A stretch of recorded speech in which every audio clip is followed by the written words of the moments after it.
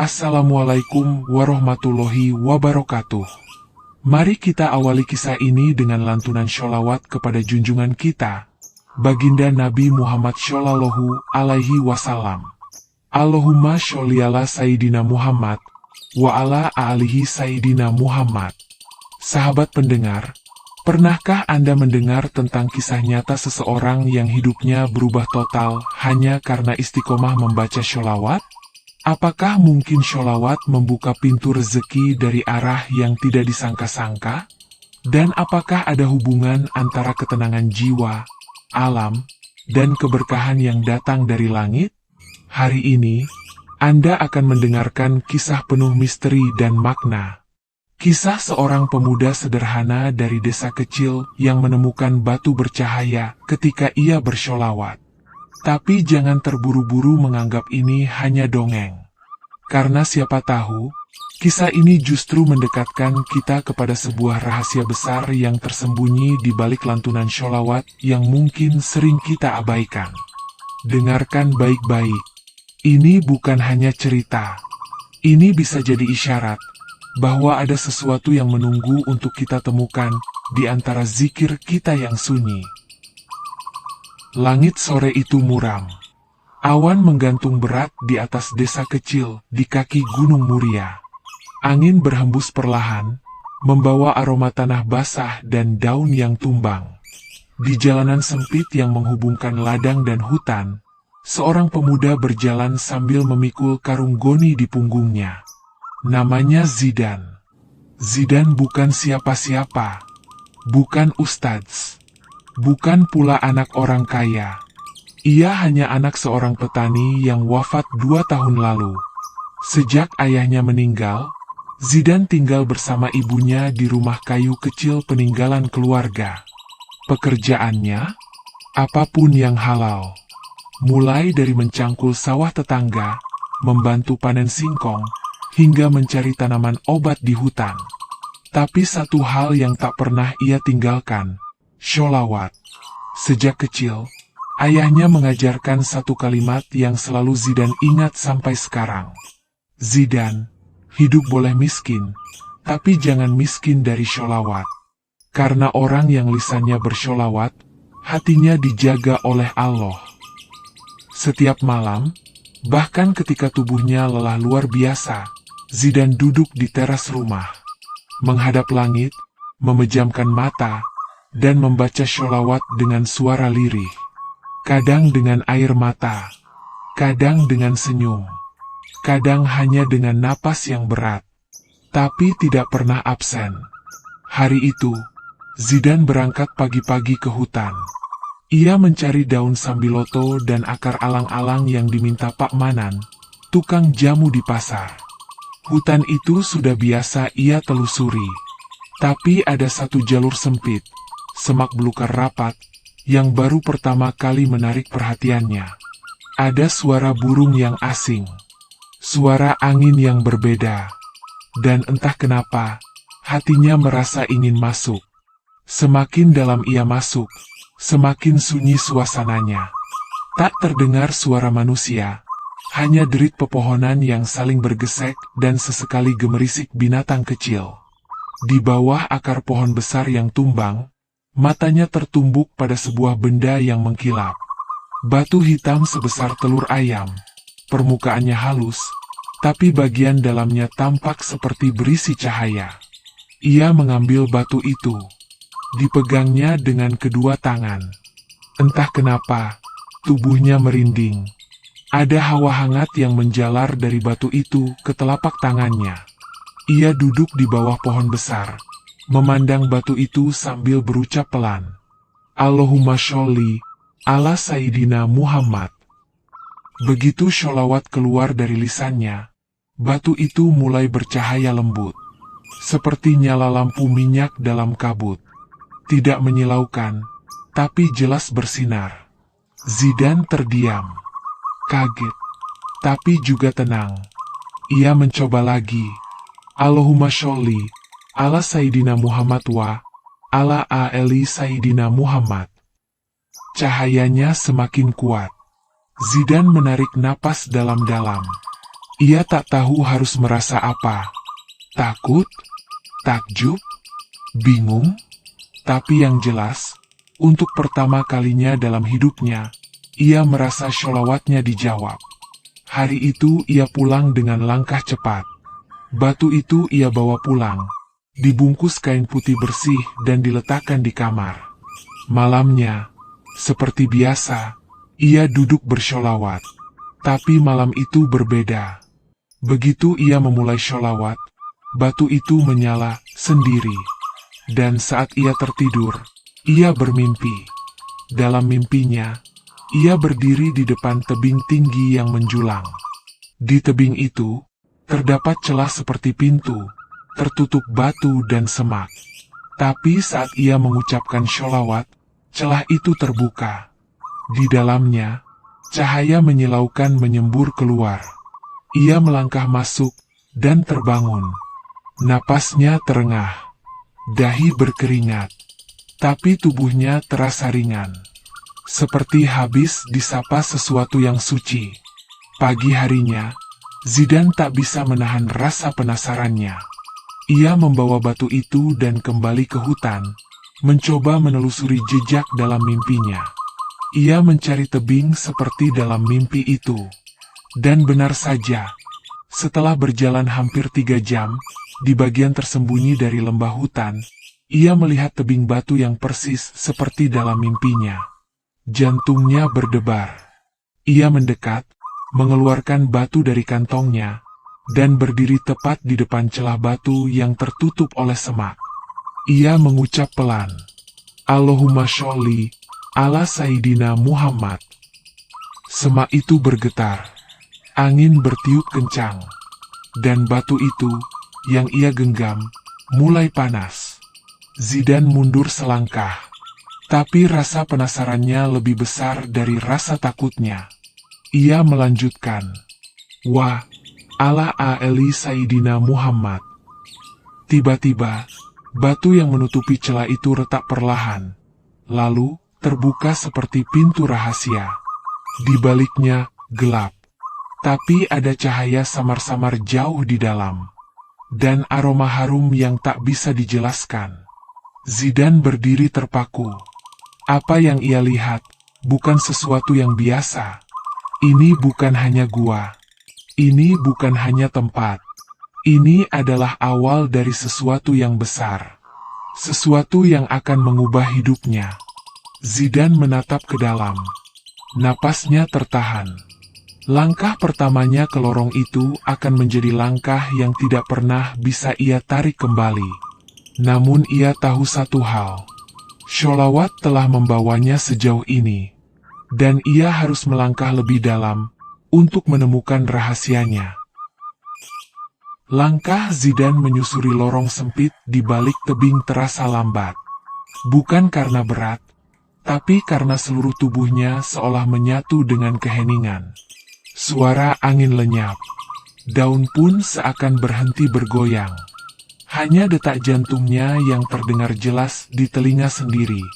Tangannya terus menggenggam batu sholawat yang masih hangat dan memancarkan cahaya redup seperti lentera. Dinding gua itu terbuat dari batu alam, kasar dan tak rata. Tapi di sela-selanya, ada urat-urat keemasan yang berkilau samar. Cahaya batu di tangan Zidan memantul di sana-sini, menimbulkan bayangan panjang dan misterius. Di setiap langkah, Zidan mengucap sholawat pelan. Setiap bacaan membuat cahayanya menguat. Allahumma sholli ala Sayyidina Muhammad. Langkah demi langkah membawa Zidan ke dalam lorong gua yang perlahan melebar. Ruangan itu membentuk seperti aula bawah tanah yang tak bisa dilihat ujungnya. Dan di tengah ruangan itu, berdiri sebuah pilar batu besar, dengan permukaan halus mengilap. Di sekelilingnya, batu-batu kecil tersusun rapi melingkar seperti pagar. Zidan melangkah mendekat. Matanya terbelalak saat melihat kaligrafi Arab di permukaan pilar itu, bersinar seperti ditulis dengan cahaya.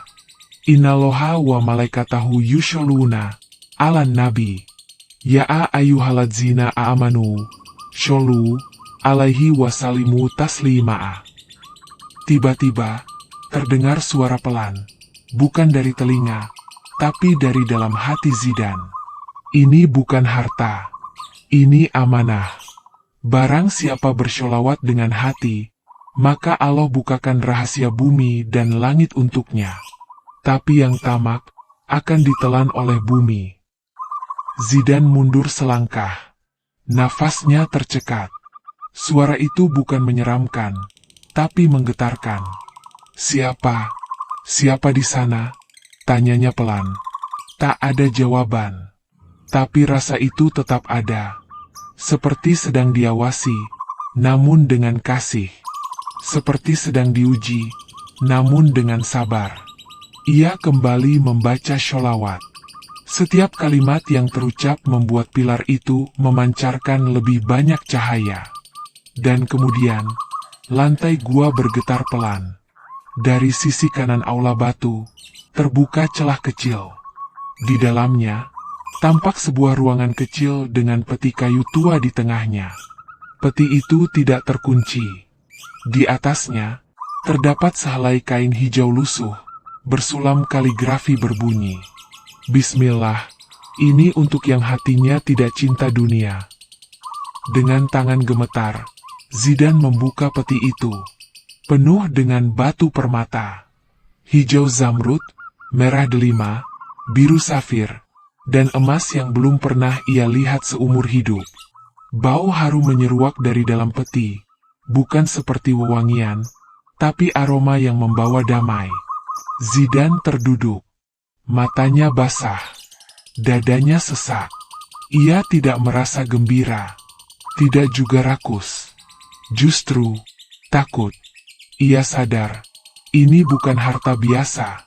Ini adalah ujian. Zidane mengunci peti itu kembali dan menutupnya dengan kain hijau.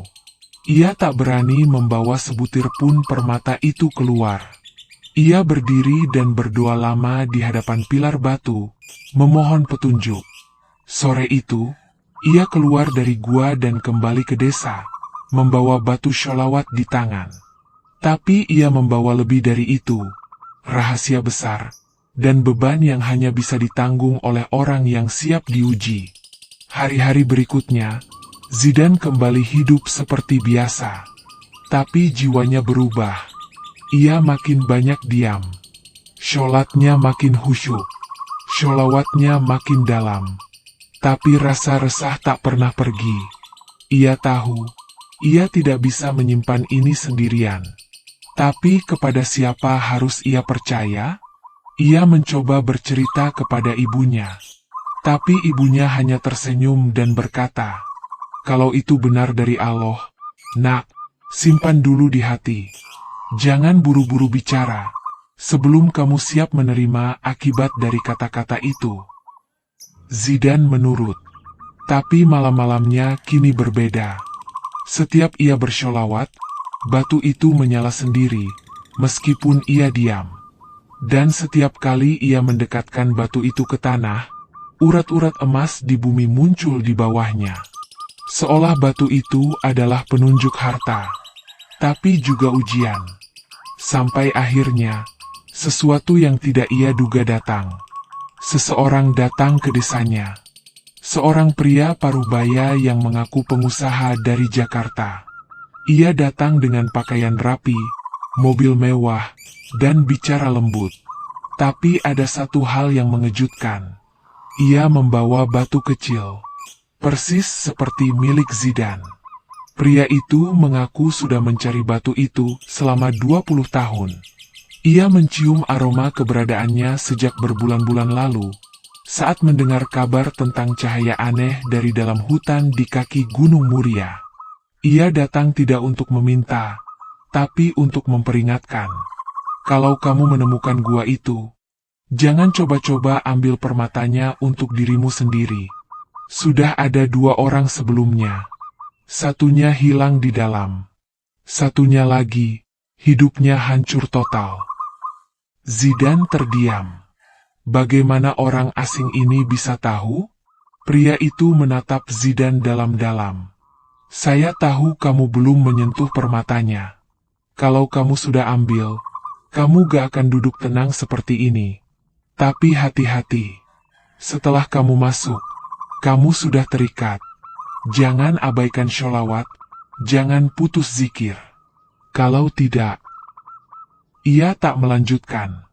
Zidan mengangguk pelan. Ia paham sekarang. Ini bukan tentang kekayaan. Ini tentang amanah yang diwariskan secara gaib. Dan itu berarti perjalanan baru saja dimulai. Malam itu hujan turun deras. Petir sesekali membelah langit, menyisakan gemuruh panjang yang menggetarkan atap-atap rumah di desa. Zidan duduk di dalam kamarnya. Lampu minyak kecil menyala redup di sudut ruangan.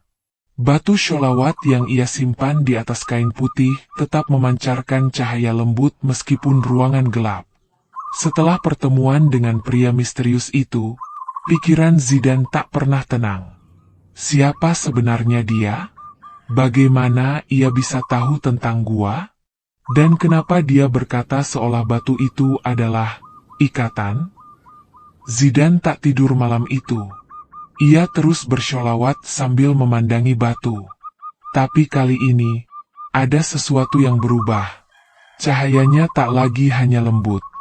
Sekilas, terlihat kilatan bayangan wajah pada permukaan batu. Wajah seorang lelaki tua. Matanya teduh, janggutnya putih, dan sorot matanya seperti pernah dikenal Zidan. Entah dari mana. Wajah itu hanya muncul beberapa detik, lalu lenyap. Tapi cukup untuk membuat Zidan tercekat. Keesokan harinya, Zidan memutuskan pergi ke surau tua di pinggir desa. Surau itu sudah lama tak digunakan. Hanya sesekali dijadikan tempat anak-anak mengaji. Tapi dulu, almarhum ayahnya sering beritikaf di sana. Bahkan sebelum wafat, ayahnya sempat berkata, "Kalau suatu hari kamu merasa hati kamu membawa beban, datanglah ke surau ini. Mungkin ada yang tertinggal di sana untukmu." Zidan membawa batu itu dalam sakunya.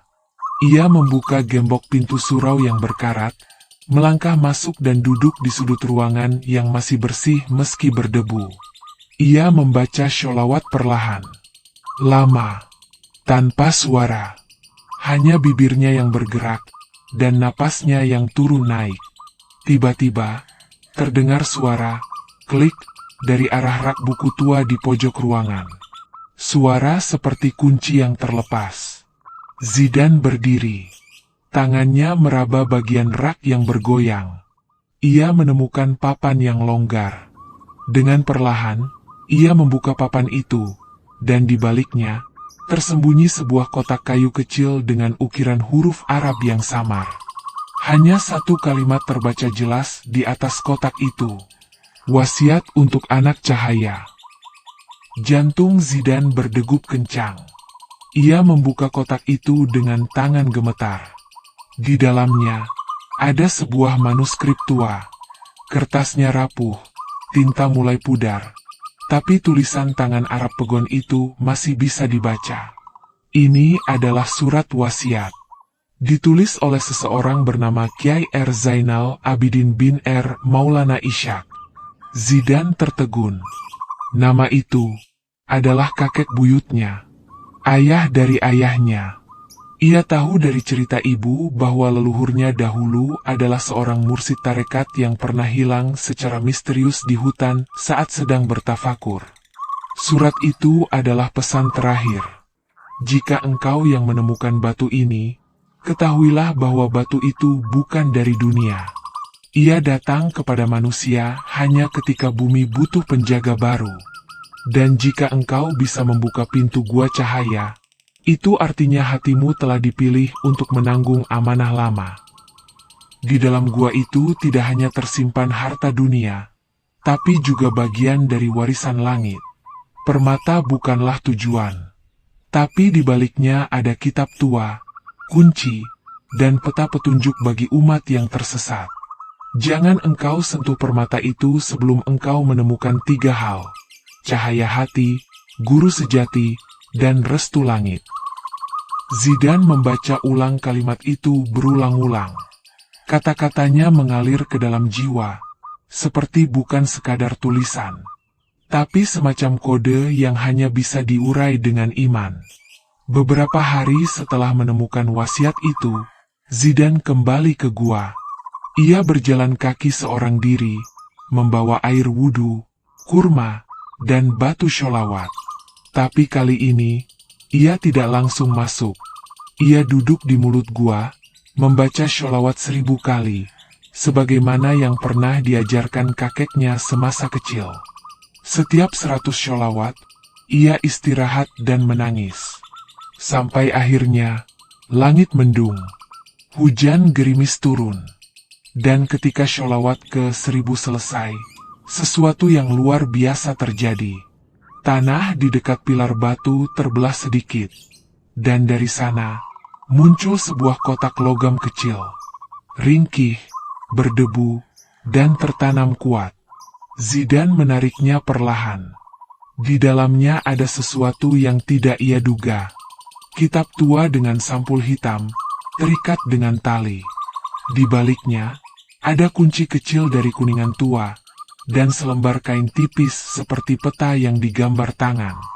Kitab itu tidak berjudul, tapi ketika dibuka, halaman pertamanya hanya bertuliskan, Bismillah, untuk penjaga akhir zaman. Zidane memeluk kitab itu. Tangisnya pecah. Ia tidak tahu mengapa, tapi untuk pertama kalinya, ia merasa kecil, sekaligus mulia. Malam itu, di rumahnya, ia duduk berjam-jam membaca kitab itu. Isinya aneh. Bukan seperti kitab fikih atau tafsir, tapi kumpulan petunjuk, isyarat, dan teka-teki. Banyak bahasanya bukan dalam bahasa Arab, tapi dalam bahasa Kawi, dan bahasa santri kuno. Semua tampak seperti ditulis untuk seseorang yang belum lahir. Tapi kini, kitab itu ada di tangannya. Dan kunci kecil itu, Zidane belum tahu untuk apa. Tapi ia yakin, waktunya akan datang. Beberapa hari setelah itu, desa mulai berubah. Tiba-tiba, banyak orang luar berdatangan. Entah siapa yang menyebarkan kabar tentang tanah berenergi di sekitar Gunung Muria. Banyak yang datang dengan alat deteksi logam, drone, dan survei geologi. Tapi tak satu pun dari mereka menemukan gua itu. Hanya Zidane yang tahu, gua itu hanya terbuka untuk orang yang datang dengan sholawat. Dan harta sejatinya, bukan permata. Namun perubahan besar belum selesai. Suatu malam, ketika Zidane tertidur dengan kitab di dadanya, ia bermimpi kembali. Kali ini, wajah yang sama muncul, lebih jelas. Kakek buyutnya. Zidane, carilah guru sejati. Ia ada di antara 3 gunung, tinggal di rumah yang tak berpintu, dan suaranya seperti angin subuh. Ia akan membimbingmu membuka rahasia terakhir, kunci warisan nabi-nabi sebelum kita. Zidane terbangun. Peluh membasahi tubuhnya. Ia tahu, petualangannya baru saja melewati pintu kedua. Dan selanjutnya, ia harus berangkat, meninggalkan desa, mencari guru sejati. Langit pagi menyala lembut, semburat jingga menyusup di antara awan tipis yang menggantung. Desa mulai berdenyut perlahan. Ayam berkokok. Daun-daun basah berkilau disiram embun. Tapi Zidane tak seperti biasanya. Ia berdiri di depan rumah, menggendong tas kecil berisi kitab warisan, batu sholawat, dan kunci logam kuningan. Ia menatap hutan di kejauhan, dan gunung-gunung yang siluetnya muncul samar di balik kabut. 3 gunung. Rumah tak berpintu, dan suara seperti angin subuh. Itulah petunjuk dari mimpi terakhir. Ibunya tak banyak bertanya. Hanya menatap Zidane dengan mata berkaca-kaca dan menyelipkan sesuatu ke dalam genggamannya. seuntai tasbih kayu hitam, milik almarhum ayahnya. Kalau kamu tak pulang cepat, jadikan tasbih ini teman, bisiknya lirih. Zidan mencium tangan ibunya, menahan air mata yang mengambang. Lalu ia berangkat. Langkahnya ringan, tapi hatinya penuh teka-teki. Perjalanannya melewati jalan setapak, ladang-ladang, sungai kecil, dan jalan tanah yang mengarah ke pegunungan. Setelah 2 hari berjalan kaki dan menumpang mobil bak terbuka, ia tiba di sebuah daerah yang oleh warga disebut Lembah Tiga Pelindung, tempat 3 gunung besar saling mengelilingi. Gunung Lawu, Gunung Merapi, dan Gunung Merbabu. Di titik di mana ketiganya terlihat dari satu titik, Zidan berdiri dan berdoa. Allahumma sholli ala Sayyidina Muhammad. Angin berembus kencang. Aroma harum samar-samar tercium, seperti wangi kayu manis dan mawar. Zidan menutup mata, membiarkan dirinya dipandu oleh firasat. Ia mengikuti angin. Setelah setengah hari berjalan, ia tiba di sebuah jalan tanah yang hampir tertutup semak. Di ujung jalan itu, berdiri sebuah rumah kayu tua. Tidak ada pagar, tidak ada jendela, dan benar, tidak ada pintu. Zidan berdiri di depannya. Hatinya berdegup. Ia tak berani masuk begitu saja. Maka ia duduk di depan rumah itu, dan mulai membaca sholawat. Allahumma sholli ala Sayyidina Muhammad. Baru sampai pada putaran ke-33, suara lembut terdengar dari dalam rumah. Masuklah, anak cahaya.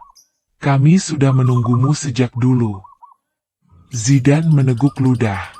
Suara itu tenang, tidak seperti manusia biasa. Ia melangkah perlahan melewati ambang pintu yang tak ada.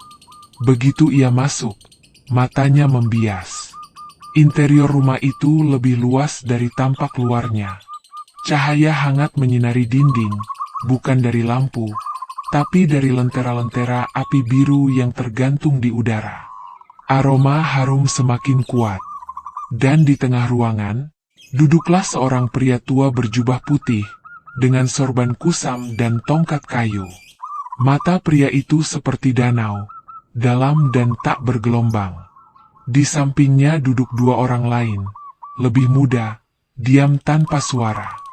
Tapi mereka semua memandangi Zidan seperti sudah mengenalnya. Assalamualaikum, ucap Zidan pelan. Waalaikumsalam warahmatullah, jawab mereka serempak. Pria tua itu menunjuk kursi kosong di depannya. Kau membawa batu itu, bukan? Zidan mengangguk. Dan kitabnya. Zidan mengeluarkannya perlahan, meletakkannya di atas meja kecil di tengah ruangan. Pria itu menghela napas panjang. Berarti waktunya sudah dekat, katanya. Waktu apa, Pak? Waktu untuk membuka kembali warisan yang ditutup oleh keserakahan manusia. Apa yang kau bawa bukan milikmu, tapi kau dipilih untuk menjaganya. Dan sebelum kau bisa membuka rahasia terakhir, kau harus melewati 3 rintangan. Zidan menunduk. Tubuhnya mulai menggigil, bukan karena takut, tapi karena firasat bahwa ini bukan sekadar perjalanan biasa. Rintangan pertama, lanjut sang guru, adalah menundukkan keinginan dunia. Kau akan kami uji dengan harta, kuasa, dan pujian. Jika hatimu goyah, batu itu akan padam, dan kitab itu akan lenyap dari ingatanmu. Yang kedua, melewati ruang antara mimpi dan nyata. Kau akan masuk ke dalam dunia tak terlihat. Waktu di sana tidak sama dengan waktu di sini, dan banyak yang tidak kembali. Zidan menelan ludah. Dan yang ketiga, menemukan gerbang terakhir, tempat di mana para pewaris Nabi menyembunyikan peti perjanjian. Peti itu bisa menghancurkan bangsa jika jatuh ke tangan yang salah, tapi bisa menyelamatkan umat jika dibuka oleh hati yang suci. Zidan memejamkan mata. Apa saya bisa melewati semua itu, Guru? Pria tua itu tersenyum. Itu sebabnya kau datang ke sini. Aku bukan siapa-siapa. Tapi aku akan membimbingmu sampai waktunya tiba. Tapi ingat satu hal. Ia mendekat, membisikkan kata-kata dengan pelan, nyaris seperti doa. Kalau kau berhenti bersholawat, semua ini akan musnah. Malam itu, Zidan tinggal di rumah tak berpintu itu. Ia belajar banyak tentang ilmu yang tak diajarkan di pesantren biasa. Tentang rahasia antara alam dunia dan alam malakut. Tentang huruf-huruf yang tidak bisa dibaca dengan mata, tapi hanya dengan hati. Sang guru memberikan kitab kecil bersampul kulit, hanya berisi simbol-simbol dan titik-titik. Tapi ia berkata, ini adalah peta menuju gerbang akhir. Tapi hanya bisa dibaca setelah rintangan kedua kau lewati. Zidan mengangguk. Dalam diamnya, ia mulai paham bahwa kekayaan yang ia cari bukan emas, bukan rumah mewah, bukan mobil, tapi kunci menuju cahaya yang akan menghidupkan umat yang mati hatinya. Dan malam itu, saat semua tertidur, Zidan bermimpi. Ia berjalan di antara dua dunia. Satu penuh cahaya, satu gelap tak berdasar. Dan di ujung perbatasan itu, ada suara berbisik. Waktumu hampir habis. 3 rintangan menunggumu. Langit menggantung kelabu saat Zidan bangun dari tidurnya. Cahaya pagi belum benar-benar menembus kabut lembah. Ia duduk di lantai rumah tak berpintu itu, menggenggam tasbih kayu hitam dan batu sholawat yang terasa hangat di telapak tangannya. Pagi itu, sang guru menatapnya dengan sorot tajam. Waktunya, katanya. Tanpa banyak kata, Zidan diminta membawa kitab, batu, dan kunci logam kuningan. 2 lelaki pendamping sang guru membimbing Zidan keluar rumah, menyusuri jalan hutan yang dipenuhi kabut. Mereka tiba di sebuah bukit kecil, tempat sebatang pohon beringin berdiri sendiri. Di bawahnya, ada sebuah pintu batu yang rata dengan tanah, seperti penutup sumur. Tanpa menunggu, salah satu lelaki membuka pintu itu dan menunjuk ke dalam. Tangga batu menurun ke lorong gelap. Dan dari kedalaman itu, suara lembut terdengar. Allahumma sholli ala Sayyidina Muhammad.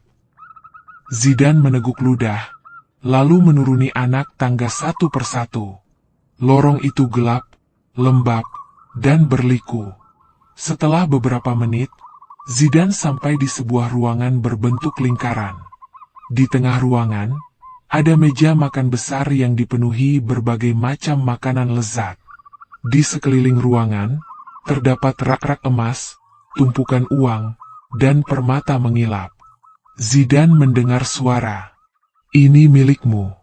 Engkau sudah berjuang. Ambillah.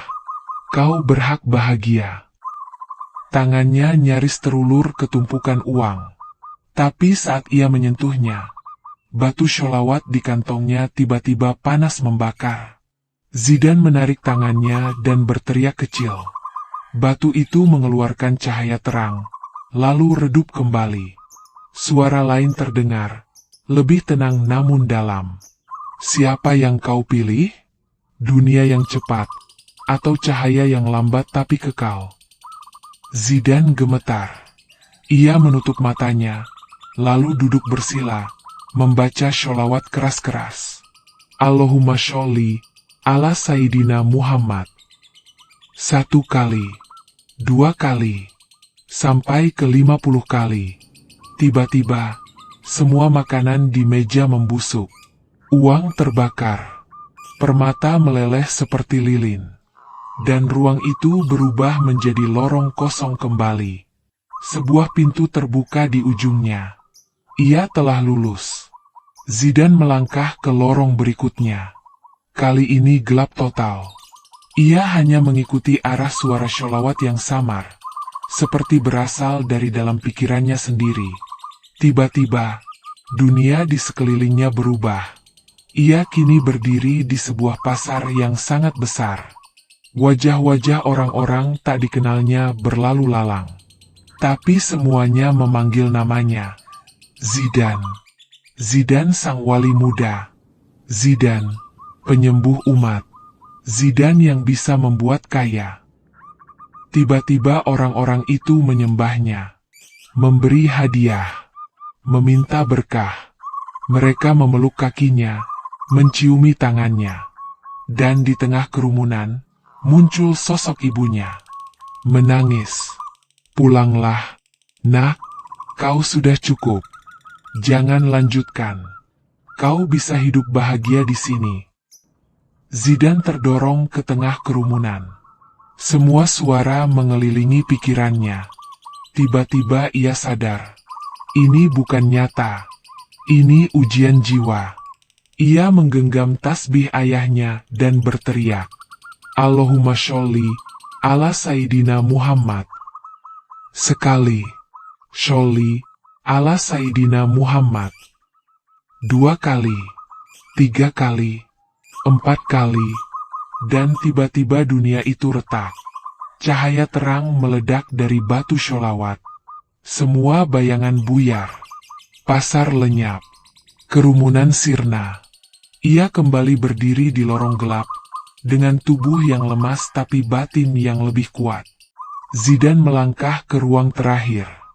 Di hadapannya, berdiri gerbang batu besar dengan 3 lubang kunci. Di sampingnya, tertulis dengan huruf Arab kuno, Wahai penjaga cahaya, jika engkau sampai di sini, kembalikanlah warisan itu ke tempatnya. Tapi hanya hati yang ikhlas yang dapat membuka gerbang ini. Zidan mengeluarkan kunci kuningan. Ia memasukkan kunci ke lubang pertama. Klik. Terbuka. Ia meletakkan batu sholawat di lubang kedua. Cahaya menyala. Klik. Terbuka. Tapi lubang ketiga kosong. Zidan panik. Ia memeriksa saku, tasbih, kitab, tapi tidak ada kunci ketiga. Ia bersujud. Air matanya mengalir. Allah, aku tidak punya apa-apa lagi. Jika aku belum layak, jangan izinkan aku membukanya. Tapi jika memang ini jalanku, maka bukalah, bukan karena aku, tapi karena Engkau Maha Membuka. Ia menangis dalam sujud. Dan saat itulah, sesuatu jatuh dari langit. Tasbih kayu ayahnya bergetar, dan berubah bentuk menjadi kunci. Zidan terdiam. Ia mengambilnya, memasukkan ke lubang ketiga. Klik. Gerbang perlahan terbuka. Di dalamnya, ruang kecil berisi 1 peti kayu. Ukirannya sama dengan kitab tua yang ia bawa. Di atasnya tertulis, untuk umat akhir zaman, bukalah dengan hati bersih, dan berikan hanya kepada yang akan menjaga cahaya. Zidan menyentuh peti itu, dan tiba-tiba, semua cahaya padam. Ketika ia membuka mata, ia sudah berada di luar, di bawah pohon beringin. Sang guru dan 2 pendampingnya menunduk hormat. Kau telah lulus, ucap sang guru. Dan kini, dunia takkan pernah sama lagi bagimu. Zidan memegang peti di pangkuannya. Ringan, tapi ia tahu isinya berat untuk seluruh generasi. Di dalamnya, ada sesuatu yang akan mengubah segalanya. Tapi sebelum ia membukanya, ia harus kembali ke desanya. Karena di sanalah, takdir terakhirnya menanti. Langit senja menggantung merah keemasan saat Zidan kembali ke desanya. Udara terasa lebih ringan, seolah semua beban perjalanan dan ujian yang dilaluinya telah digantikan oleh sesuatu yang tak terlihat, tapi sangat nyata. Di punggungnya, tas kecil berisi kitab tua, peti warisan, dan tasbih ayahnya yang kini telah berubah wujud. Desa itu tak banyak berubah. Jalanan tanah masih lengang. Anak-anak berlarian. Orang-orang menyapu halaman. Tapi begitu mereka melihat Zidane, satu persatu berhenti. Matanya berbinar. Wajahnya bersih bercahaya. Ibunya berlari dari dalam rumah, memeluk Zidane dengan air mata yang mengalir deras. Tak ada kata-kata. Hanya detak jantung dan linangan rindu. Malam itu, rumah mereka diterangi lentera kecil. Zidane duduk di depan musola kecil di samping rumah, dikelilingi beberapa tetua dan pemuda desa yang dulu tak pernah benar-benar mempedulikannya. Kini, mereka duduk diam, menanti Zidane bicara. Tapi ia tak memberi ceramah. Ia hanya mengangkat tangan, dan mulai melantunkan sholawat. Allahumma sholli ala Sayyidina Muhammad. Lalu satu orang mengikuti. Lalu dua. Lalu seluruh musola bergemuruh dengan suara yang menyejukkan dada. Seperti aliran sungai yang menghapus debu hati. Malam itu, sesuatu mulai tumbuh. Bukan kekayaan. Bukan pengaruh. Tapi cahaya. Beberapa hari kemudian, hal-hal aneh terjadi. Biji-biji yang ditanam oleh para petani tumbuh lebih cepat dari biasanya. Air sumur yang dulu keruh tiba-tiba menjadi jernih dan segar. Anak kecil yang sudah lama sakit mendadak sembuh setelah Zidane membacakan sholawat sambil mengusap kepalanya. Desa itu ramai. Tapi bukan karena pasar. Melainkan karena orang-orang dari berbagai tempat berdatangan. Ingin belajar sholawat dari Zidane.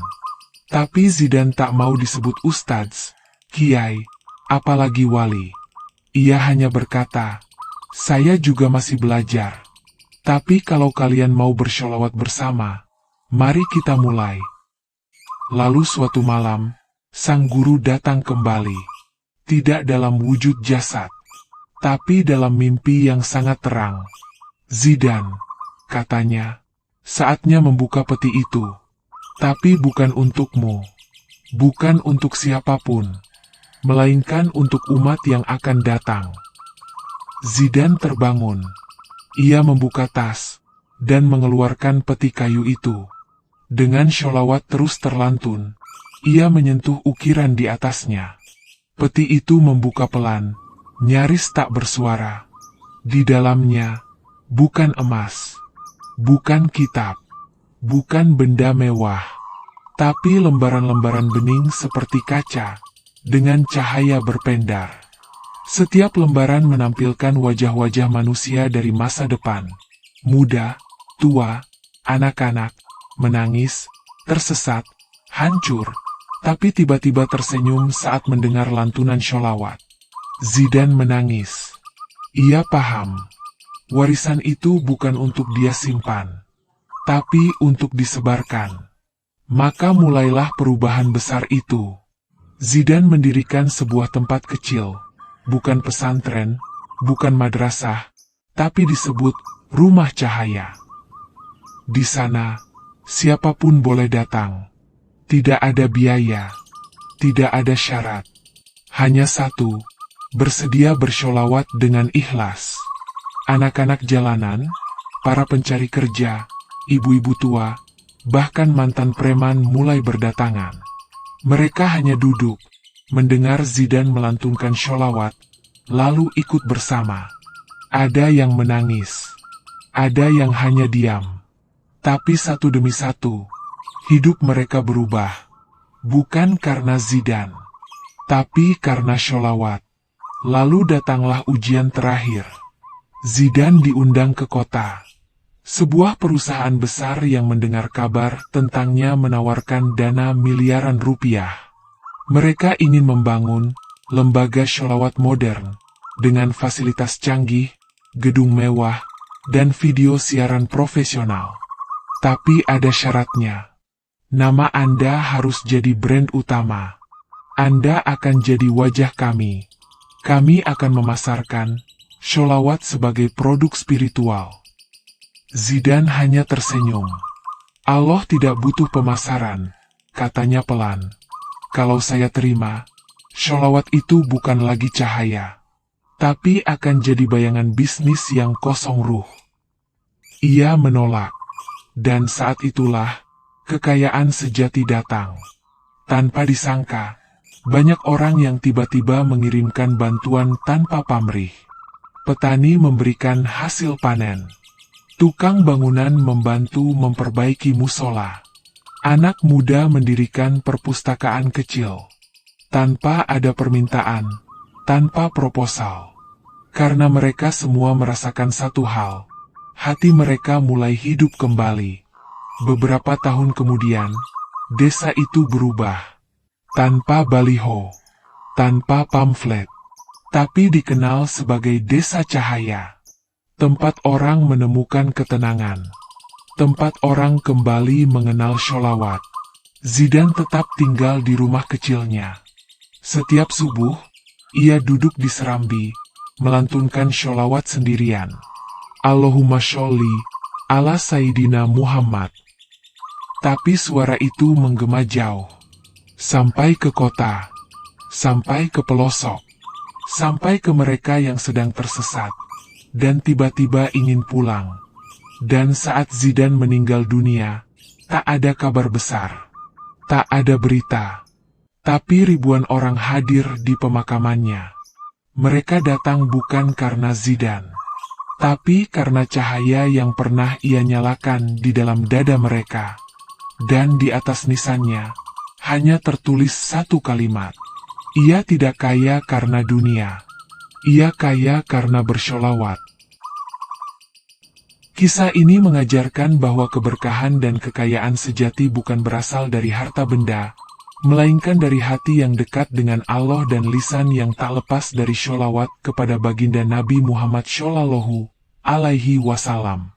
Sebagaimana firman Allah Subhanahu wa Ta'ala dalam Al-Quran, barang siapa yang bertakwa kepada Allah, niscaya Dia akan mengadakan baginya jalan keluar dan memberinya rezeki dari arah yang tidak disangka-sangka.